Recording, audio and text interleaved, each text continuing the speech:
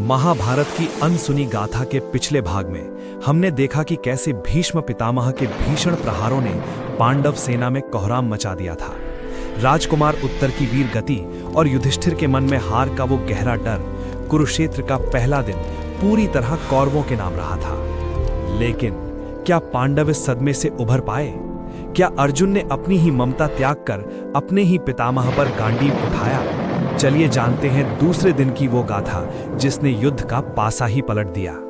दूसरे दिन की सुबह कुरुक्षेत्र के मैदान में एक नई ऊर्जा थी। भगवान कृष्ण ने अर्जुन के कानों में वो शब्द कहे जिन्होंने इतिहास बदल दिया।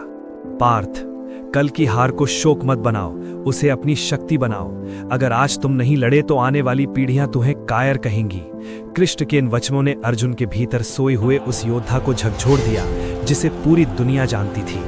हार से सबक लेते हुए दूसरे दिन पांडवों ने क्रौंच व्यूह की रचना की। इस व्यूह के मुख पर राजा ध्रुपद थे, पंखों पर भीम और धृष्टद्युम्न थे, और सबसे महत्वपूर्ण इसकी आंखों के स्थान पर स्वयं अर्जुन और श्री कृष्ण थे। दूसरी ओर कौरवों की कमान अभी भी अपराजय भीष्म के हाथों में थी। जैसे ही शंख बजा, अर्जुन का रथ सीधा भीष्म पितामह के सामने जा खड़ा हुआ। आज अर्जुन की आंखों में वो मोह नहीं था जो कल था। गांडीव से निकलने वाले बाणों ने सूरज की रोशनी तक को ढक लिया। भीष्म भी हैरान थे। आज उनका प्रिय पोता साक्षात काल बनकर लड़ रहा था। दोनों के बीच ऐसा महासंग्राम हुआ कि स्वयं देवता भी स्वर्ग से इस दृश्य को देखने को मजबूर हो गए। पहली बार गंगा पुत्र भीष्म के रथ के घोड़े पीछे हटने लगे थे। मैदान के दूसरे छोर पर भीमसेन अपनी गदा लेकर काल की तरह कलिंग सेना पर टूट पड़े। कलिंग नरेश और उनके पुत्रों ने भीम को घेरने की लाख कोशिश की, लेकिन भीम के क्रोध के सामने कोई न टिक सका।